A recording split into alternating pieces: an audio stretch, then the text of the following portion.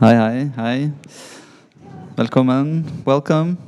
Um, our live stream is starting now, so hello to anyone watching online. We are still audience assembling in the space, so we might wait a few seconds before we start properly.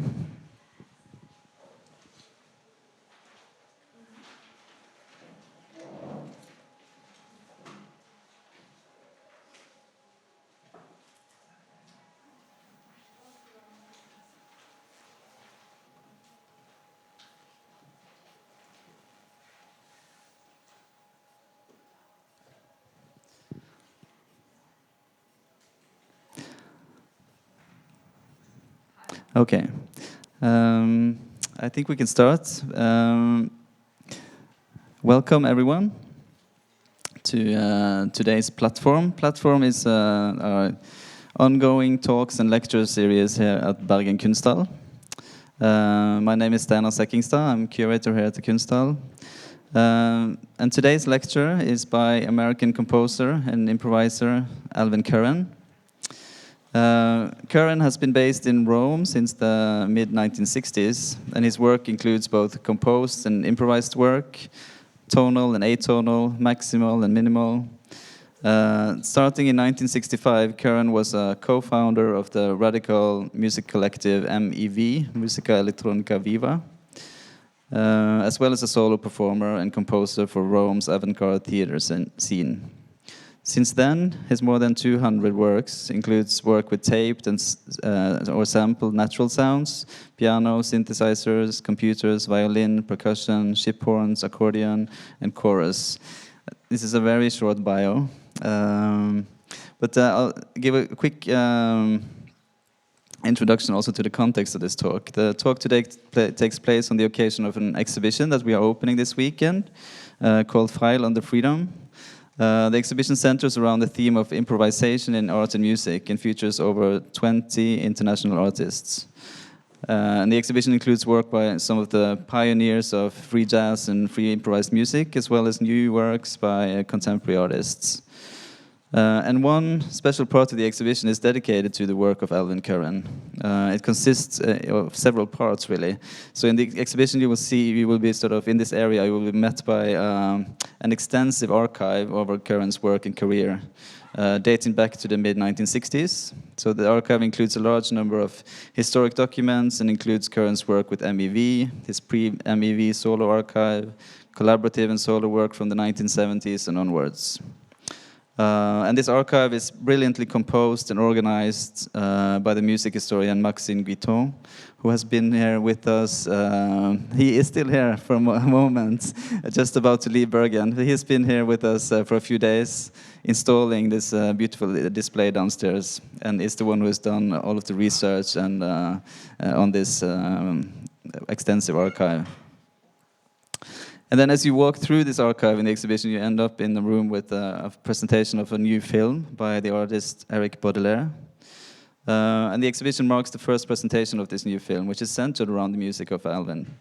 And the film is presented as 3 chapters and connects 2 seemingly unconnected stories, both taking place in Rome, and each leading to watershed moments in 1978. The first story deals with the radical political avant-garde.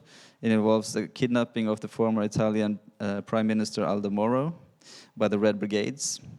And the second story begins in the mid-1960s, is rooted in the contemporary music scene, where a desire for sweeping change in the arts mirrors the motion and expanded political sphere.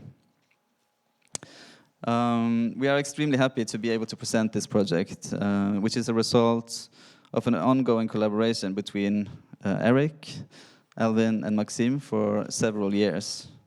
And I recommend you all to spend time studying this archive and seeing the film in full. It lasts 1 hour, it starts on the hour, every hour. And then the final important part of this whole presentation of Curran's work in the context of the exhibition is, of course, Curran's own contributions. We had a wonderful concert downstairs at Landmark yesterday, and now we'll have a lecture by Alvin. The intriguing title of the talk is Before the Driverless Car There Was Improvisation, and it's about spontaneous music making from the beginning of human music to the present time. I'll keep the intro to the talk short and leave it to you, Alvin. Welcome, everyone. Thank you very much, Steina. Thank you. In the improvising tradition, I am going to open, following the original plan today, to talk about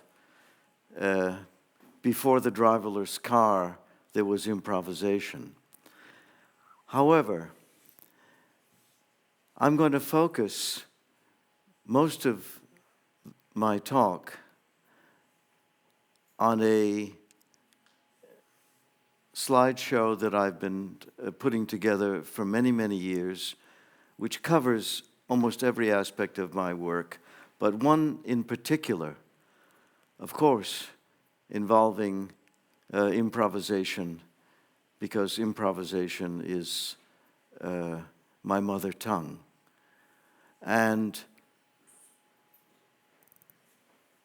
the focus that you'll hear from me most about today is the work that I've been doing in creating forms of musical theater, so to speak, to say it in simple words, outside of the concert halls. That is, using open spaces, city streets, plazas, forests, lakes, oceans, ports, mountains, volcanoes, very unusual places and very usual places, facades of castles, ordinary buildings, broken down homes, places where on any given day music could happen or simply does happen without our knowing it.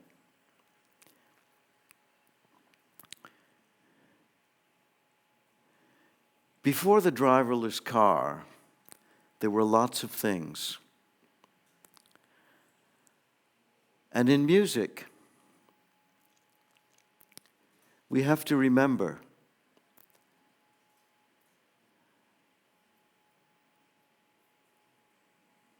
that the human animal, one of its prime characteristics is that it makes music. Humans are musical instruments. They are musical beings.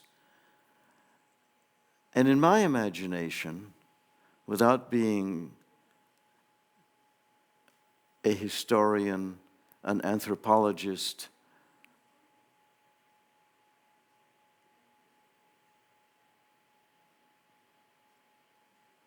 a sonic biologist, whatever that may be.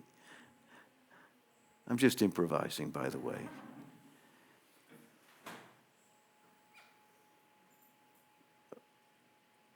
We can imagine that the earliest human beings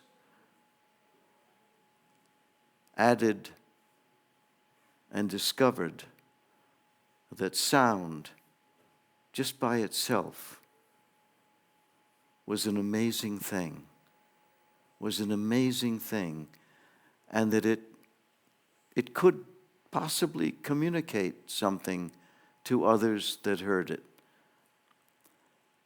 It certainly communicated things to those who made it.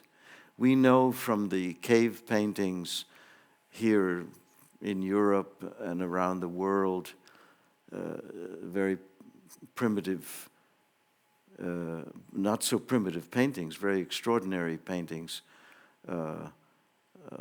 generally depicting forms of ritual hunting or other activities. We know the artistic potential of the human being, the human animal. And so, and we also know instinctively, just watching a child grow, how music is made by all kinds of gestures, not just the voice, but the applied and conscious making of sound purposefully and in simple ways and in quite instinctively and physiologically natural ways.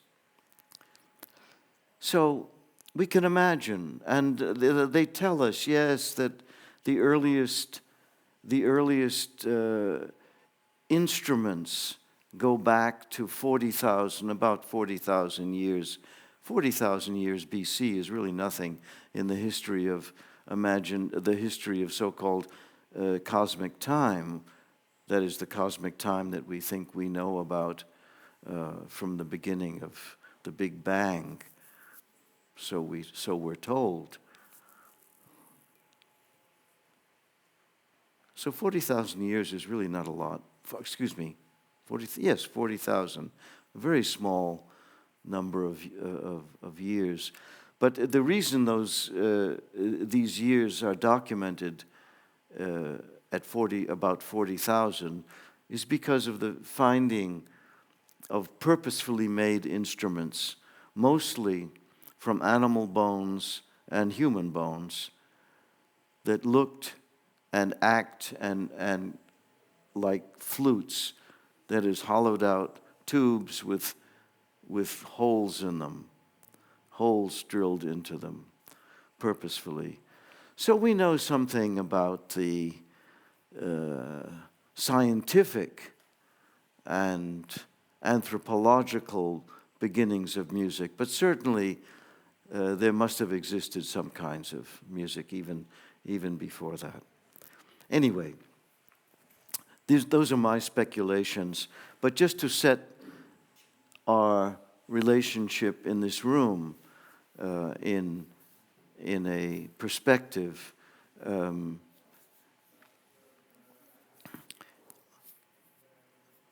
I'm a modern, postmodern, very active experimental music maker. And that involves writing notes on paper, and it also involves making all kinds of actions, sonic actions, in time and in space, any space. This photograph shows me sitting standing in a theater, a Roman theater, not far from Antalya in southern Turkey. And I like to look at that picture because it reminds me particularly that I was, in a way, I consider myself born into a theatrical life. I'm a theatrical type, and theater is a kind of home for me.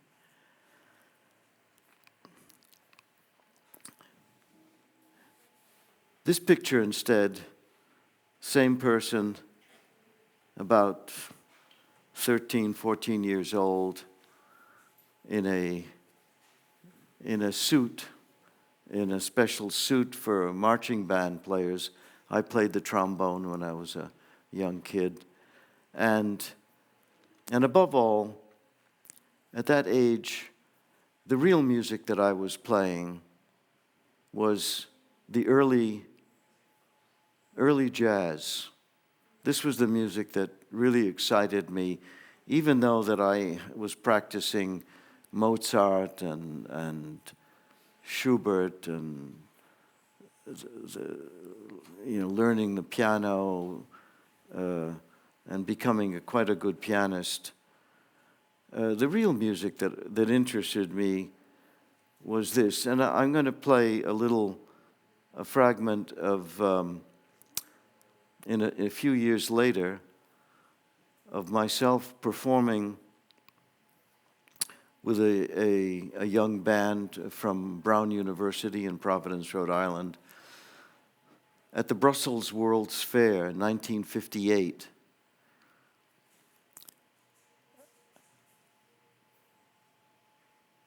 In front of the American Pavilion, which was a beautiful circular pavilion surrounded by water, I forget the architect, just opposite was the Phillips Pavilion, designed by Corbusier, assisted by Yanis Xenakis, a great composer, but who was at that time the architectural assistant of Corbusier.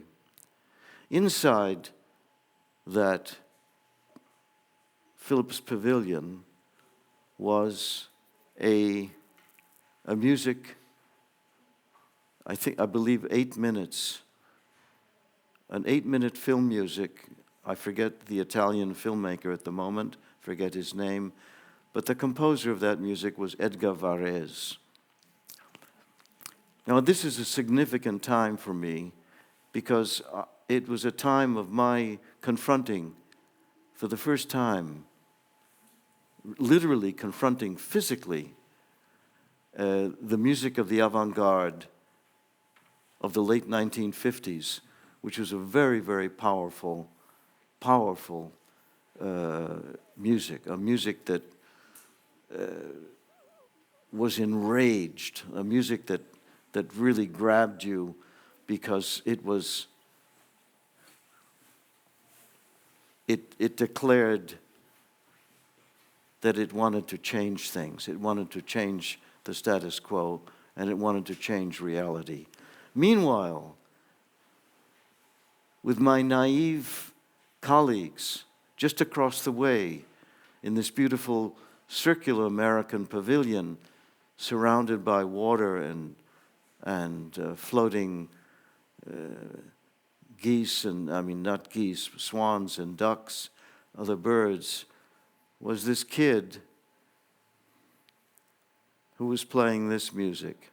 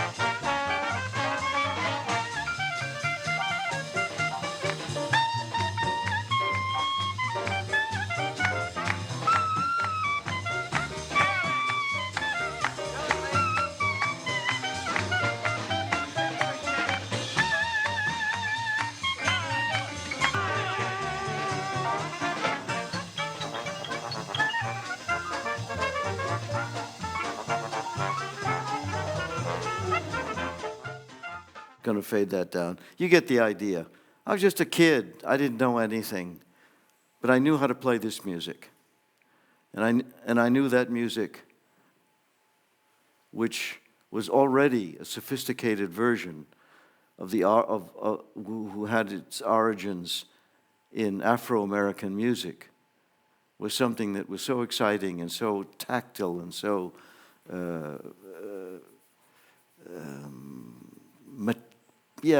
I don't know. I can't find those words. But it was a music that even was old in 1950. When you consider that Charlie Parker in the jazz world was already at his peak in 1950, was just remarkable. And here I was, a naive, yet to be born young avant-gardist, not knowing anything about music, but finding this music and this contrapuntal madness of Dixieland, so-called Dixieland, just the most exciting thing. Excuse me. And I'm leaping now through time and space at a very rapid rate. But the focus is always on, right from the start, on music that is made in the moment. The music which is made with the sense of improvisation and pulling those notes and those gestures and those densities and those durations and those alterations, just pulling them out of a hat like magic. Just making music, like people always did. And I'm not going to give you my whole story here, but this is just a small part of it. It doesn't matter how I learned to be a composer and thought that I was going to enter into the sacred halls of the musical pantheon of great composers. But that soon changed too. My life took a wonderful turn when, after winning a scholarship to study in Berlin with my former music professor, Elliot Carter, I simply went to Rome to get some sunshine and good food. And I stayed there all of the rest of my life. I continued to live in Rome. And so in that city, this is an important part of the driverless car story. I became a co-founder of a music group called Musica Elettronica Viva, easily known as MEV. Musica Elettronica Viva was mostly made of young Americans like myself, some Italians, and some other people eventually from all over Europe and all over the world. Kind of changing picture. We had even for quite a while a superstar in jazz, Steve Lacy, soprano, one of the great soprano saxophonists of all time, playing with us. And our openness and ability to invite, to open the doors to anyone who wanted to perform with us led us to working at times with the original Arts Ensemble of Chicago, then leading to a great improvising jazz, post-jazz players like Anthony Braxton and George Lewis and Roscoe Mitchell, and people who are even, yes, Roscoe, who is represented in this very beautiful show in the Kunsthal. So this was a typical formation, a collective. Yes, we use the word collective because we did share our lives collectively. We shared everything we had, which was not much, but we were among also the first groups, musical groups in all of Europe to have a Moog synthesizer and to have other kinds of special electronic gear that set us apart. I'm going to talk a little bit more and show some photos of the MEV group. But in the meanwhile, as a musician, I went on my own path, and going against the grain, the tendency at that time of the music, especially the European music and the American music, all of the Western music, which was very intensely focused on atonalism in the post-Schoenbergian world. You know, I'm talking a lot about very special musical things. I hope you, if you find it boring, just raise your hand and ask me what I'm talking about, because basically I don't know what I'm talking about. Anyway, I'm talking about these amazing shifts in musical history, which happened in the second half of the 20th century, where, for example, this entire world of elite music was challenged by forms of liberational music, which were looking at the essences of people's music of the world. Steve Reich, for example, who you all know, Philip Glass, Steve in particular, went to Ghana to learn African drumming from the great Ghana tradition. Philip Glass was looking into Buddhism to learn how to make long drones and repetitive patterns and so on. And so this was a time when there was a real musical revolution, fantastic revolution, which was challenging, not challenging, but living side by side with the great stream of European experimentalism. And I'm speaking now of incredible composers like Yanis Xenakis, like György Ligeti, and Stockhausen himself, and Boulez, and this whole sea of amazing imagination, but writing music that is distinctly alienating, distinctly unpopular. Today, when people ask me what kind of music I make, I immediately say, I make unpopular music. Because that's what I make. I don't make pop music. I make unpopular music. But nonetheless,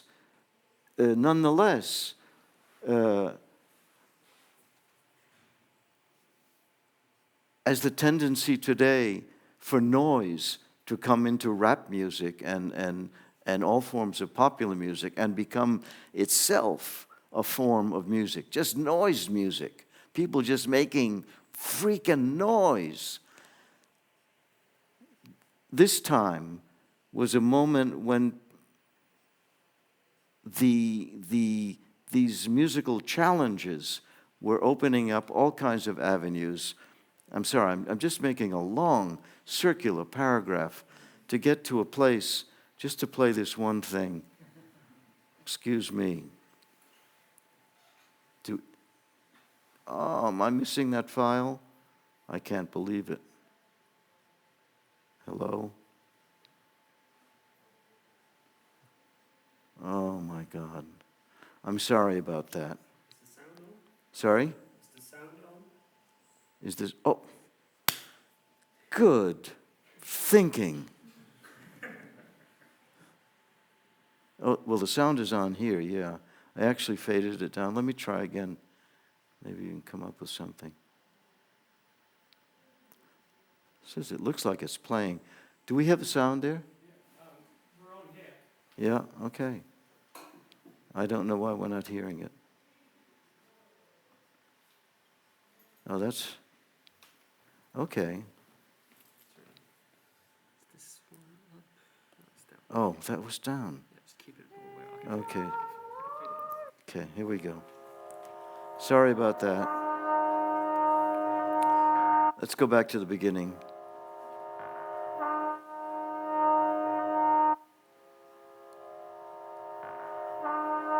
Oh, shit. Sorry, okay.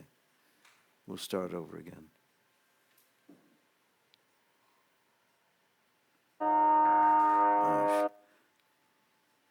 No, I'm somewhere in the middle of the file. I don't know where I am in the file. Ah, shit. Okay, here we go.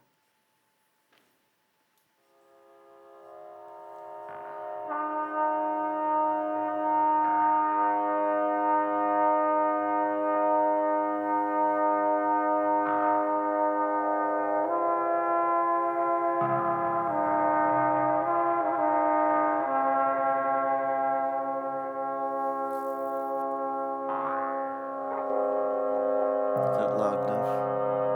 You can bring it up a little bit. Still.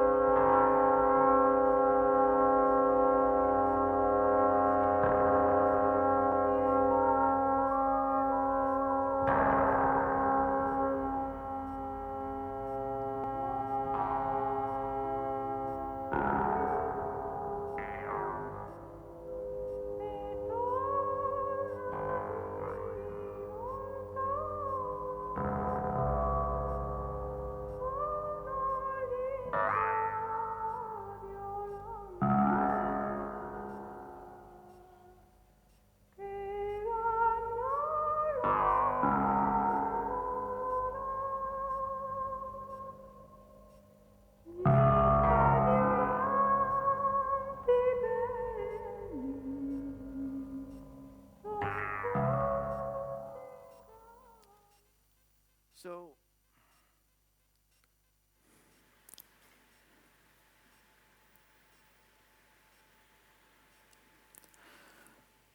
that little moment in 1973 where I'm going definitely against the tide of the classical avant-garde and writing a melody of just 3 notes. Da da dee dee dee dum da da da dee da, just something almost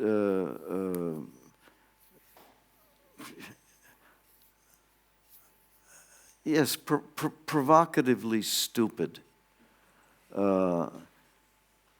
Something that related me again in some way to a people's music, maybe a people that I don't know yet, or a people who don't know their own music yet, but something so simple and direct that brings me out of this morass, out of this mess of avant-gardism and the elite arrogance behind a lot of the avant-garde music, which in fact has left that world, while ever impressive,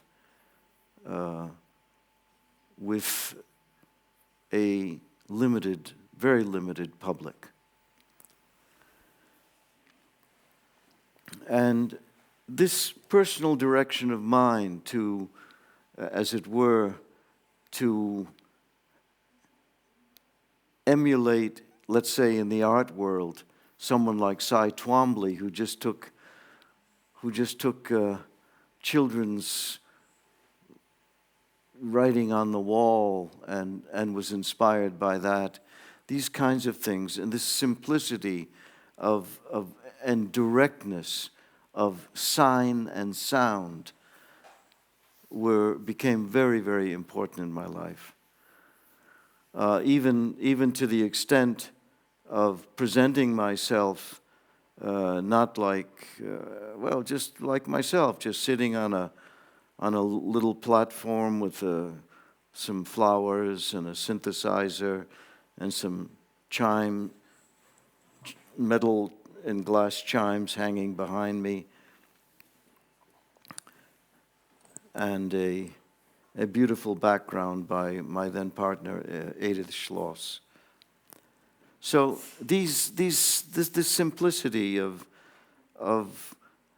making sound in simple ways and direct ways was essentially the foundation, the beginnings of my own realization of a more personalized life in music. And this, of course, had a lot of success and attraction at the time in the limited hippie realm in which this all took place. But it was things that actually caught on. I'm going to make a small diversion here, but it's a very direct one. I'm not going to talk about the World Trade Center, but I'm talking about the World Trade Center in 1973 when I was in New York, and I'm always around with a tape recorder and recording all of the sounds that I think are interesting and coming into my music. Even as you heard in that short fragment, right from the start, I'm playing a flugelhorn, filicorno, whatever it's called, and there's dogs barking on recorded tape. And all of these, the sounds of life and the streets are coming directly into my music. And this was one case. I'll play this for you. I think my sound is up now. Yeah, can you have that louder, please? Yeah, a little louder. Louder. Yeah, thanks.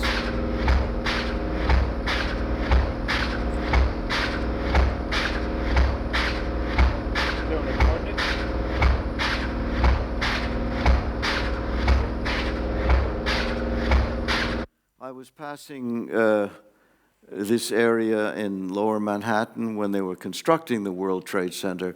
This is the sound of one of the machines, which is pounding the piles, and it's a sound which I use in my music today.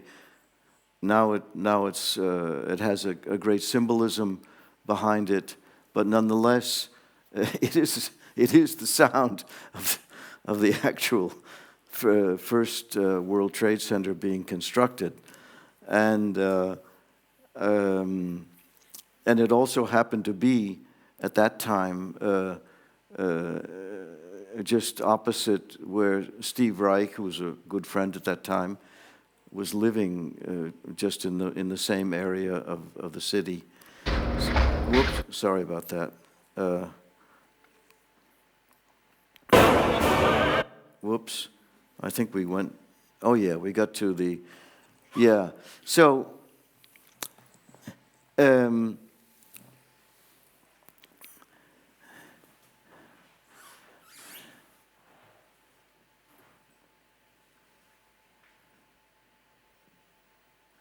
this is a commission in the early 80s for the Frankfurter Festwochen, and they asked me to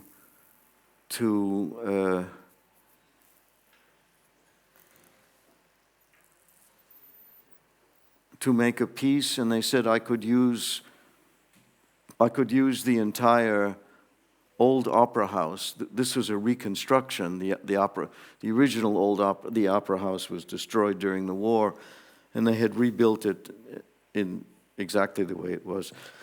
And so I decided to create a music, a kind of architectural music, using all of the spaces of the opera house. Oh, by the way, there's some sun outside right now, in case you want to just remember what the sun looks like. There's probably a beautiful rainbow somewhere as well. But, no, it's really quite beautiful. Yeah.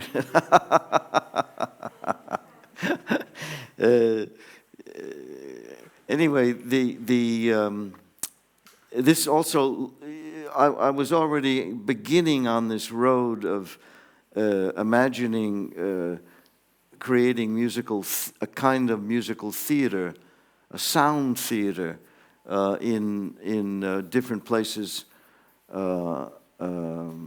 and this was the first opportunity where they said, yes, you can use everything in the theater. And I thought, well, yes, that's a really nice idea. So I put musicians in the foyer, in the hallways, in the lifts, in the elevators. So I made a music thing, but above all, I used the outside space of the opera house to represent itself and its own history.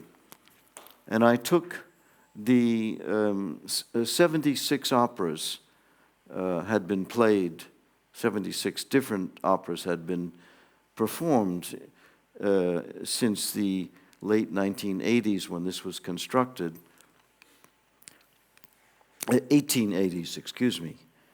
It was made in the 1880s. 76 operas were performed. I took all of the 76 operas and I put them in a multi-track tape recorder at the time, and I started to mix them all together and to broadcast this mix from, sorry, I'm pointing to my thing, but out of all of the external spaces in the theater, I mean, we had loudspeakers placed way up under the roof, down in these open archways and around the whole building, so that the building itself would be one gigantic loudspeaker. And, playing this incredible, chaotic,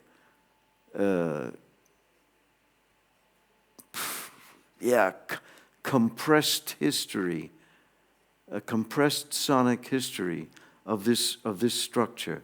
And I'll give you just a little bit of that here.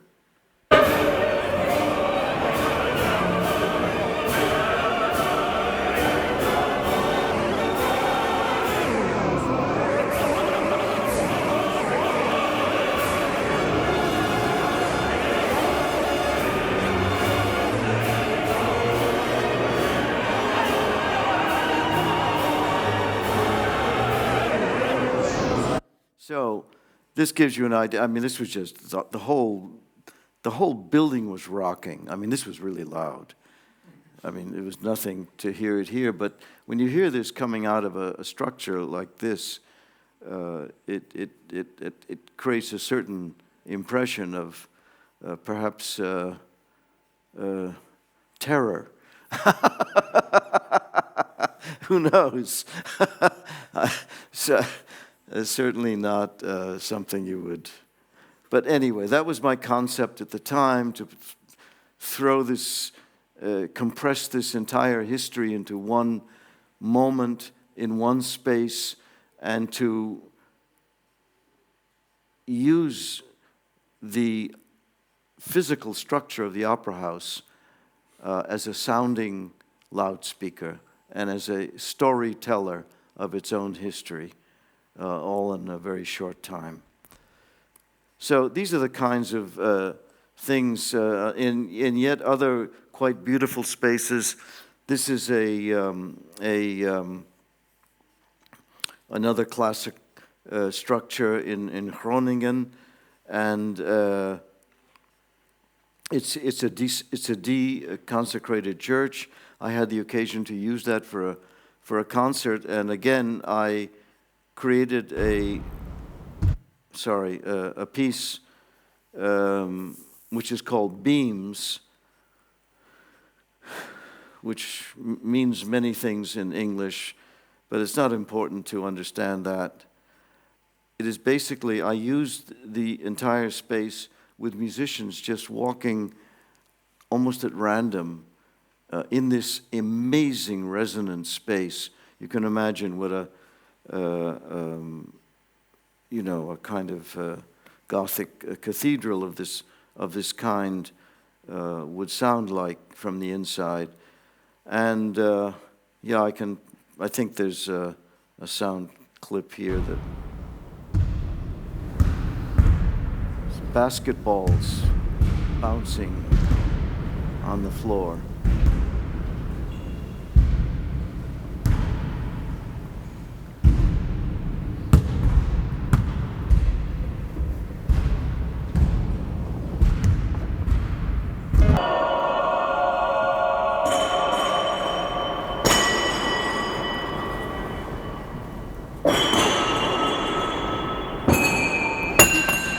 Just dropping metallic objects just in this space.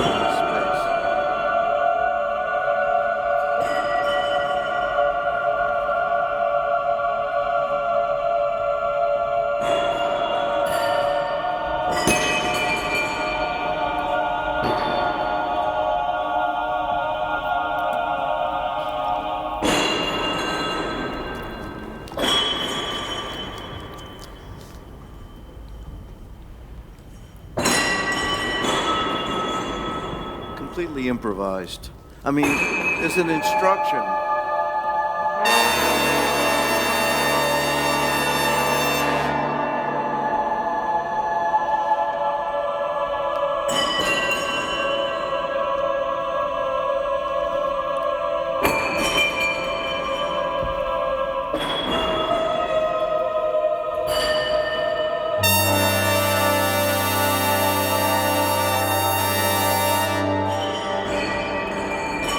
I'm going to cut that off brutally.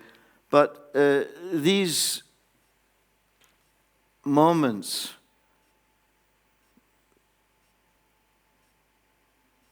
they're written down on paper, but what the players play or sing is not written down. They're completely free. So those chords you just heard, the singing chorus, the brass players, and of course randomly dropping objects on the floor, were these three elements of people just walking around in the space and as if testing in some way the relationships of reverberation and distance and duration and all kinds of acoustic properties. But again, the important thing is here's a kind of a classical, contemporary sounding piece of music which is completely improvised. I mean, it has a structure, but what the content of any moment is completely random, what they play. So yes, let me go on from here.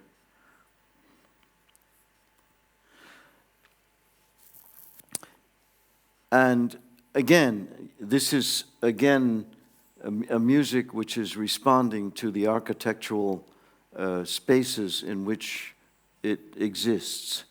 And this is so important to me because the relationship between music and space, you know, as Sun Ra said, space is the place, and space is indeed the place, especially in the music of our time.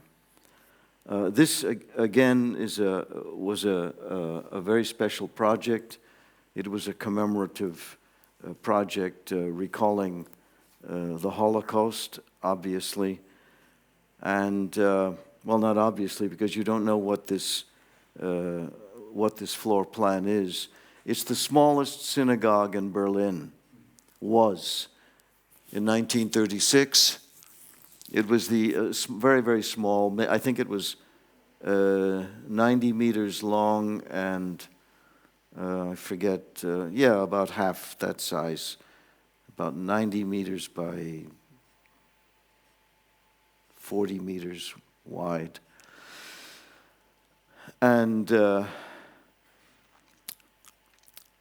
I collaborated with the conceptual artist from New York, Melissa Gould, who was at that time looking into lost spaces, lost places.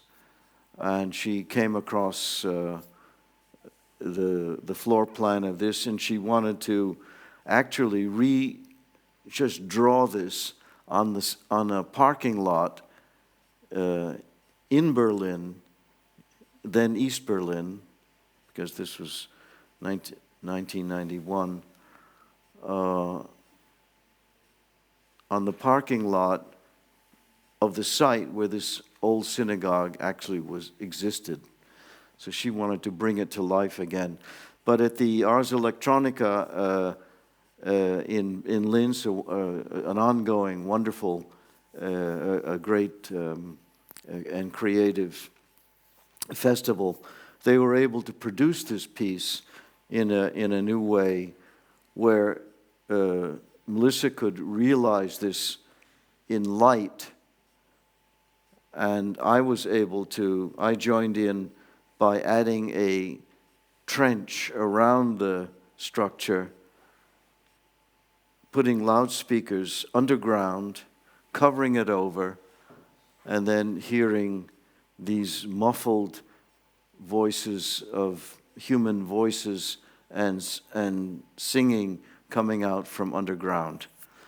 So this gives a picture of the site along the Danube River in Linz and the construction. You can see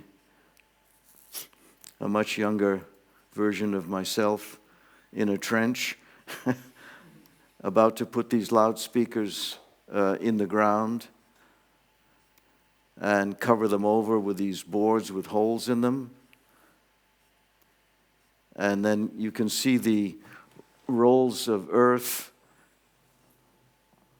You see those rolls, which were then put back over the boards, and people just walked on it, and you could hear sound coming from underneath, but it was literally it was sort of based on an inspiration of Morton Feldman. This is the final. I don't think we have. Do we have sound here somewhere? No, we don't. I don't think these are full of. No, I'm sorry. There's a missing file here for sure. But unless this has gotten. No. I'm sorry. That's missing. But anyway, you get the idea. I mean, this was really quite a structure, and you can see that actually, you can see people standing inside of it, and this the whole illuminated situation. The sound was not the most important part of it, but it was certainly mysterious because it was very quiet, extremely quiet, but yet the sound was coming out from literally under the earth, and it was yes, I must say a kind of very inspiring work that led to many other works after that in my process, which again were related directly to architectural spaces or public spaces in cities or elsewhere. Here was a series of other installational works of mine, which incidentally have a great relation to what is called land art. I mean, a piece like our Notes from Underground, even though it's a very small space, it was created clearly in the direction of the imaginative big spaces of some of the American land art artists who you may know. This again, I'm beginning to improvise my way into the art world, as it were, actually making objects and using the piano, of course, which has an infinite history of being something, certainly in the music world, but even in the art world as a potential visual object. And here's a piece which I began to imagine putting pianos in different positions in animal cages, and actually inspired by the fact that there were in the early 80s and throughout from the early 80s, a real piano made by the Yamaha company in Japan came out that could be automated through a simple computer application where you connecting a computer to the real piano could make it play by itself. So these pianos were thought to actually be the Yamaha disc clavier, they're called, which in the cage would be playing and sounding by themselves.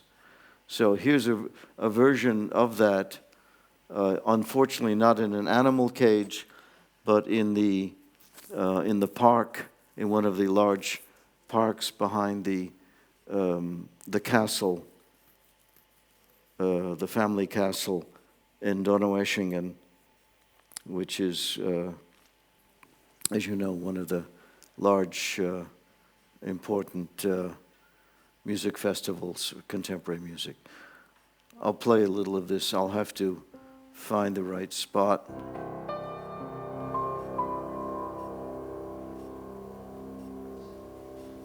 So here the piano is on only one leg and placed on a pile of hay as if it were a kind of animal. But it's playing all by itself.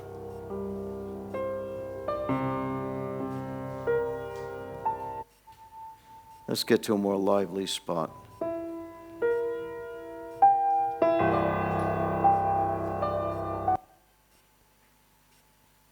What? How did that happen?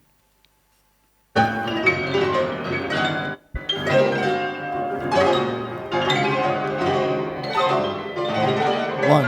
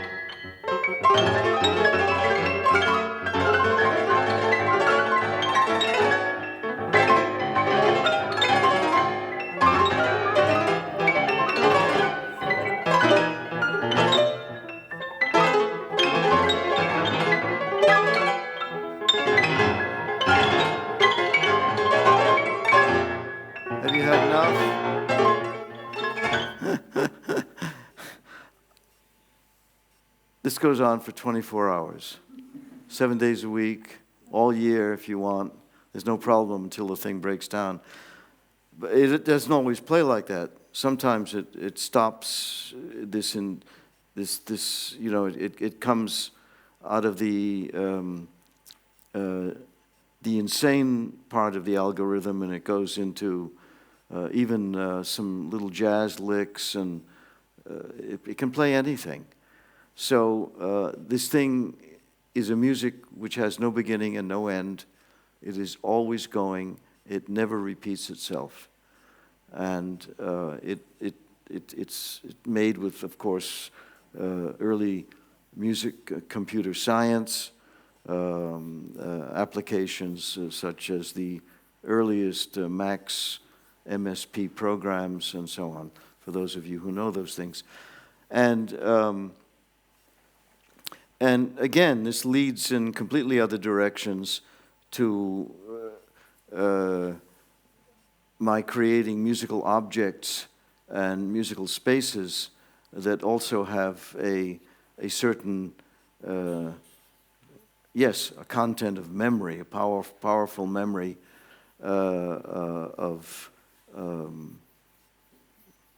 a memory of the future, a memory not of the past, because it's not playing Schubert or Mozart or anything, but a memory of what we might have in some sort of future situation. But also leading, again, as this is a form of artificial intelligence, I'm not so sure about the intelligent part, but it's certainly artificial. It is moving toward a clear statement about the presence of automated music in our time, and there's no question about that, as happy or sad as that fact may be. I'm moving ahead. Let's see if I have one with, yeah. These are, again, simple objects that I began to imagine. Again, please don't look at me as if I'm a visual artist, because I am not. But I can certainly create sounds in certain environments, in certain spaces that enhance, naturally enhance an object or speak about an object. Let's see what we have here. This is clearly dedicated to John Cage, who was a dear friend, and on several occasions I had the special joy to be able to collaborate with him. This is one of those pieces, and this is, of course, after his death in 1991, and this dedication comes. I know I'm running out of time, so I'm going to close not with this, but with one more example after this. We'll just do this very, very briefly. There's one aspect of John Cage that everybody knows who knew him, and he was a very great and a generous person. But his laughter was immense. And his laughter was like being able to laugh at everything that is right and everything that is not right in the universe. And I took his laughter and made music with it. Simple as that. Am I up here? Let's see. I'm not up.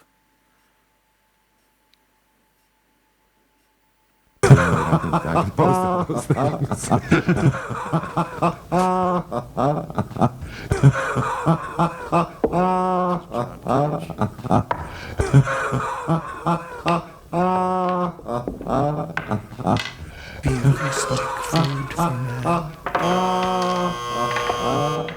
Be acoustic food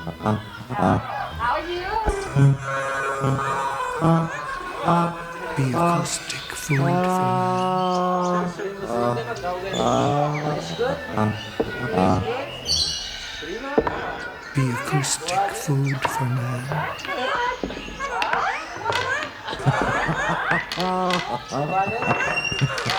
Be acoustic food for man. Be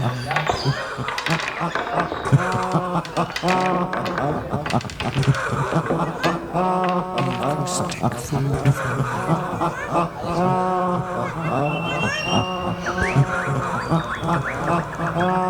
Be acoustic food for man.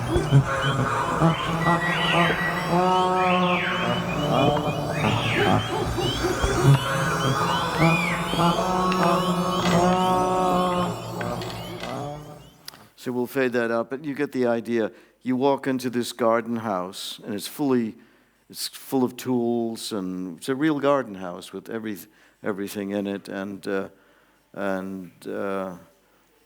this is a kind of a thick mix, but there are two separate players going simultaneously, completely at random. You don't know what files are going to be chosen. And there's a lot of John Cage's laughter on a lot of the files. So that is one piece. I want to jump to just there's many. I think we'll leave the Musica Elettronica Viva story alone for the moment. I've already spoken about that. And there's a series of pieces on water, around water, underwater, over water, which have inspired me over the years, and I just want to bring one of them out. This is one of the best recordings of the so-called Maritime rites, which have been done all over the world. I'm looking at this body of water here and thinking what a great place this would be for a version of floating musicians in small rowboats. Is one of the forms of maritime rites. This was a greater form which was created for the 500th anniversary of the city of Berlin, and they together again a rather big.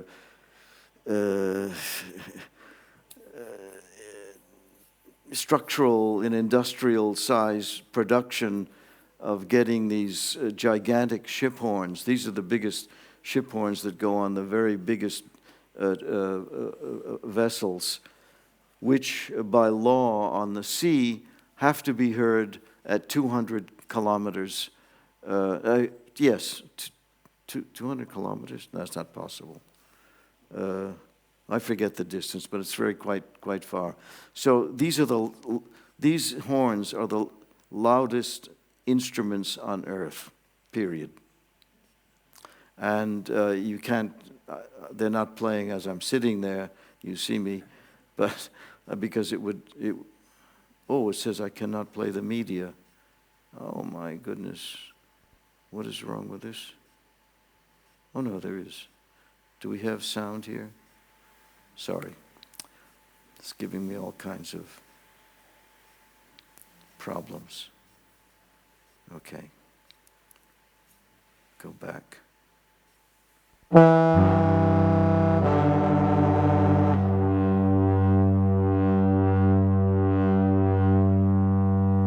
Is that too loud? No, okay.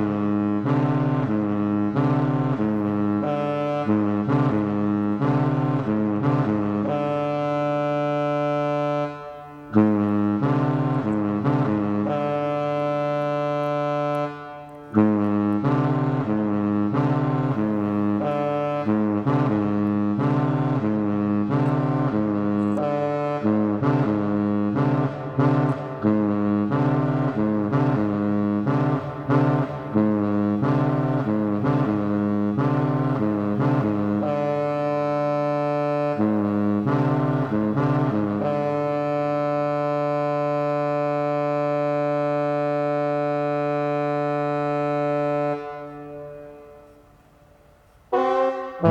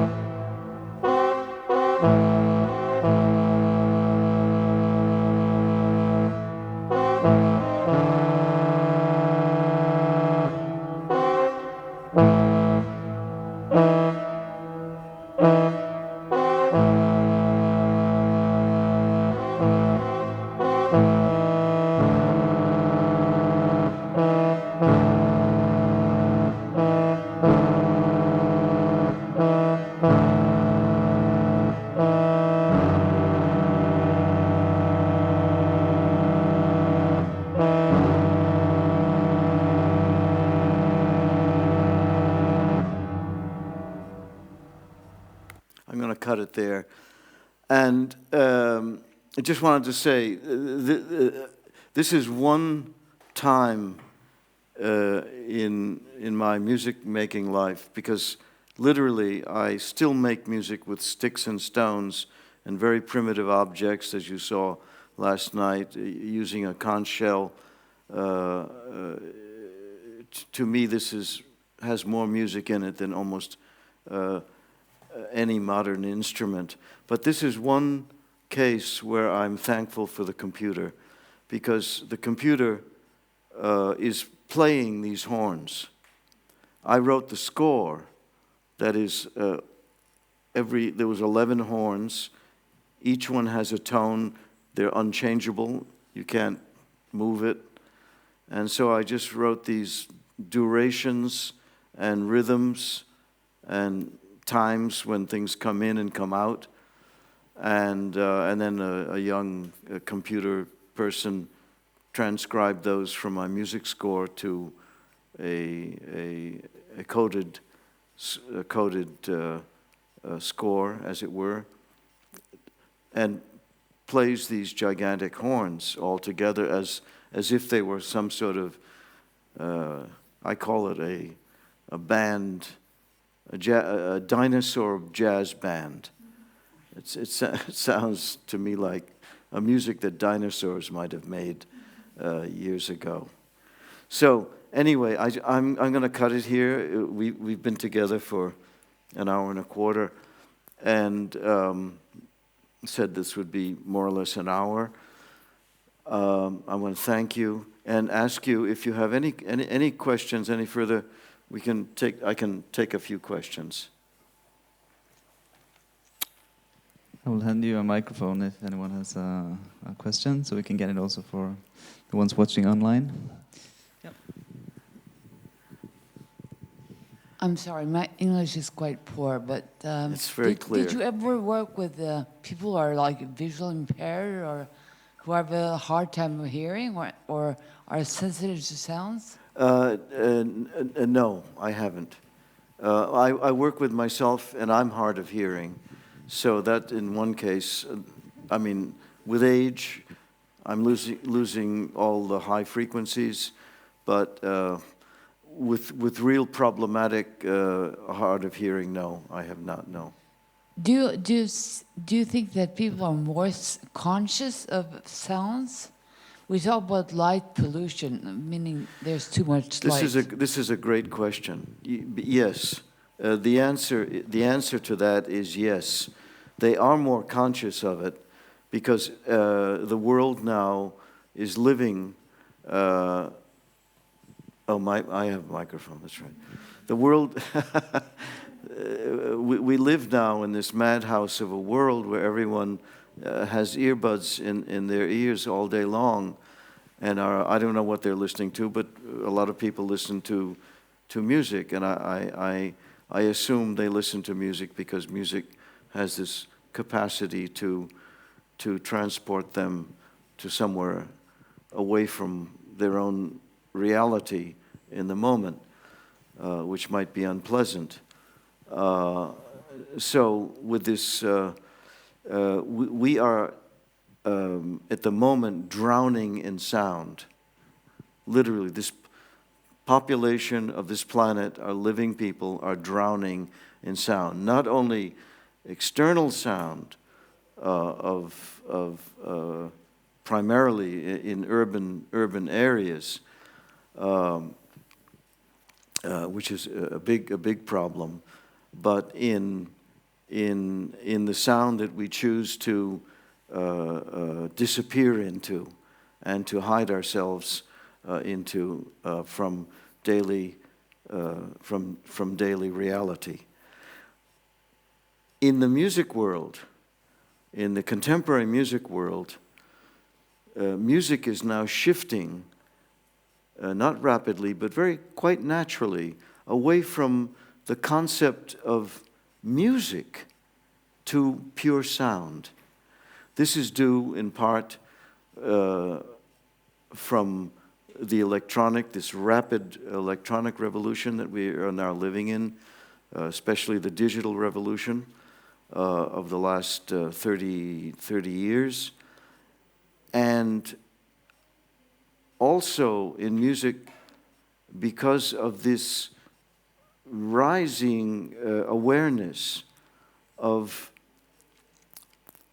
the beauty and the amazing infinite possibility and possible wonders of natural sound. That is our environmental sound, sounds that we hear around us, either from animals, even machines, even noises that we can't define, and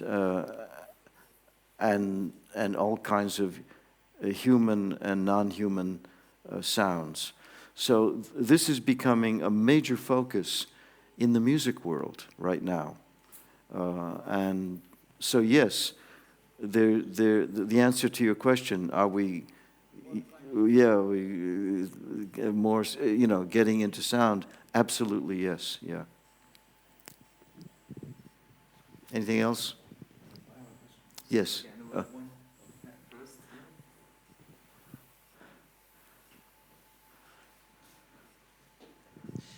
Hello. I watched the movie earlier today that's on display in this exhibition. And you talk about the definition of avant-garde music as being non-commercial, as making music that is not possible to generate profits. I was just wondering very quickly, how does that align with actually exhibiting your works in a gallery setting? I mean, with the obvious connections between modern art and finance and such. Very good question. Thank you. This is.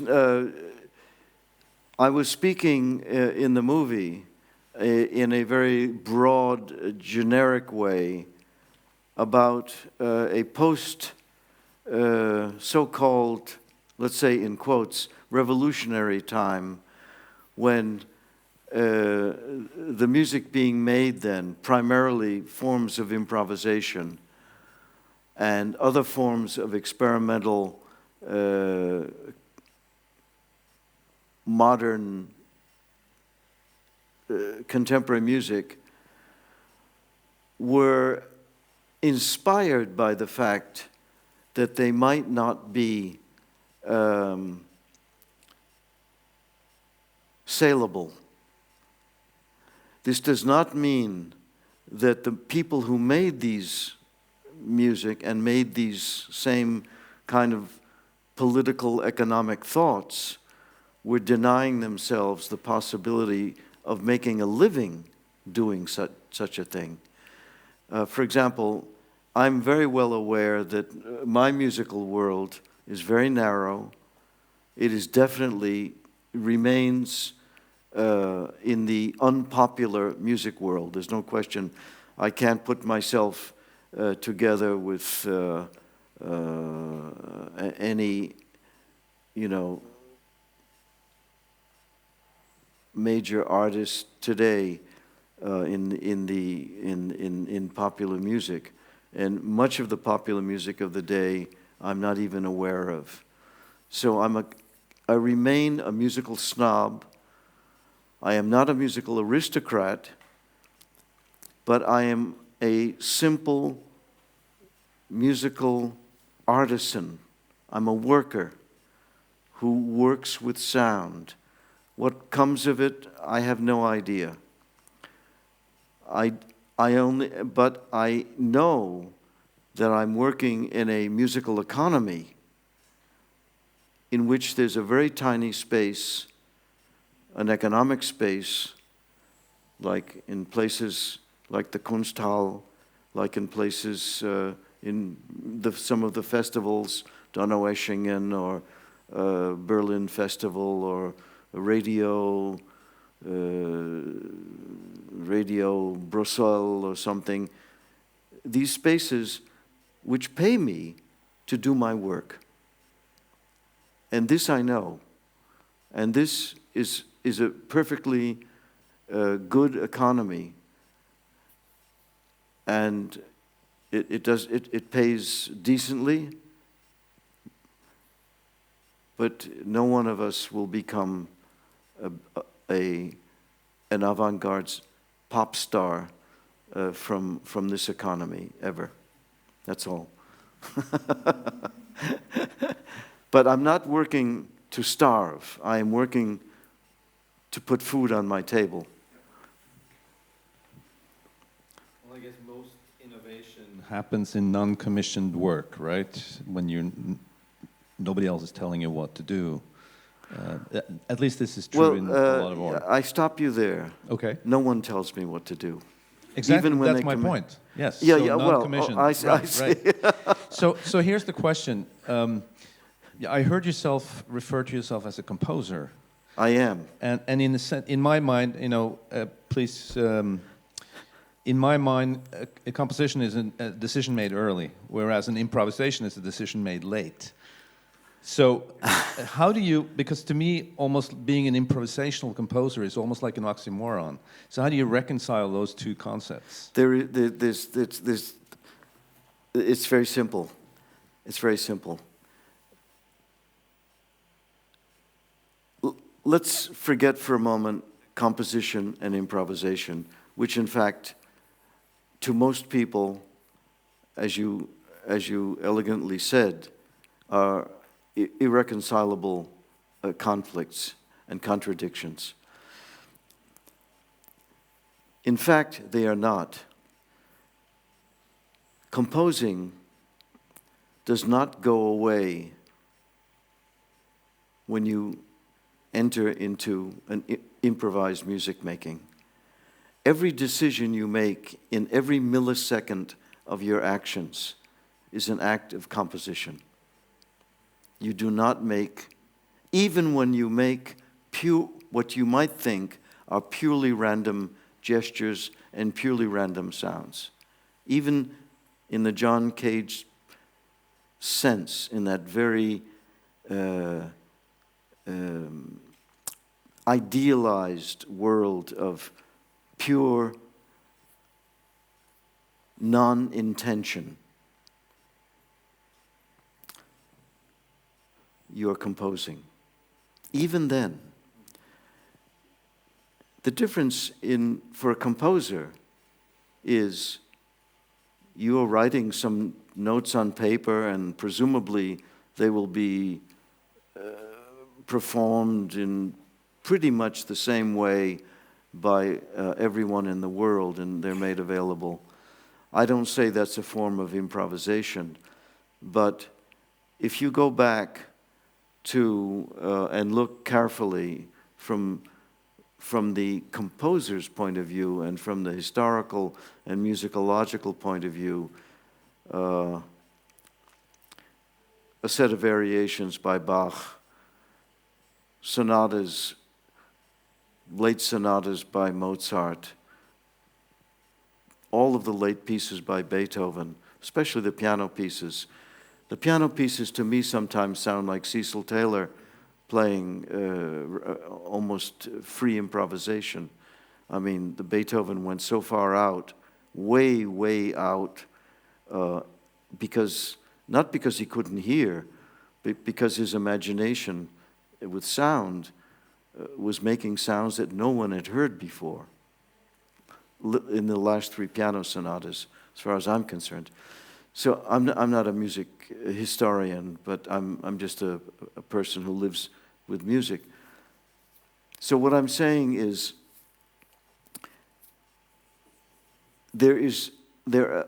even in the written music, and even in the great classical repertoire, there are existing these almost spontaneous living fabric of music in real time. When you listen to that, you say, "Oh my God, how could they're going from here to there?" And then Beethoven does this, and even Wagner operas, for example. This flow of sound that's going up and down, and you get seasick. How did he make all of this stuff out of 2 or 3 tones in Tristan? Four tones, and he uses in the whole piece.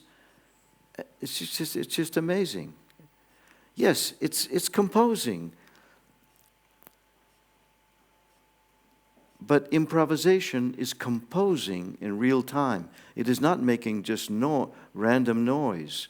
It is thoughtful, meditated sound that is made in the moment when it's at its best. It can be just pure noise or not interesting otherwise.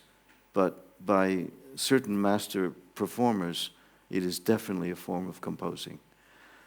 Yeah. So anyway, I live in both worlds, as it were. I say musically, I am bisexual. In that sense, I live both experiences with equal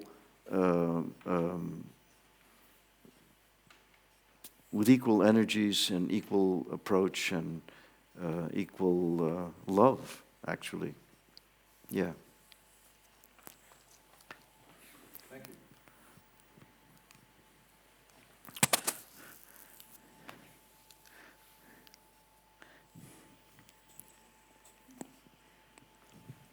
Any more questions? If not, we should probably round off there. Thank you so much all for coming. Thank you so much, Alvin. Yes, thank you. Thank you, Steinar. Have a look at the exhibition if you haven't yet. Bye. Okay. Thank you.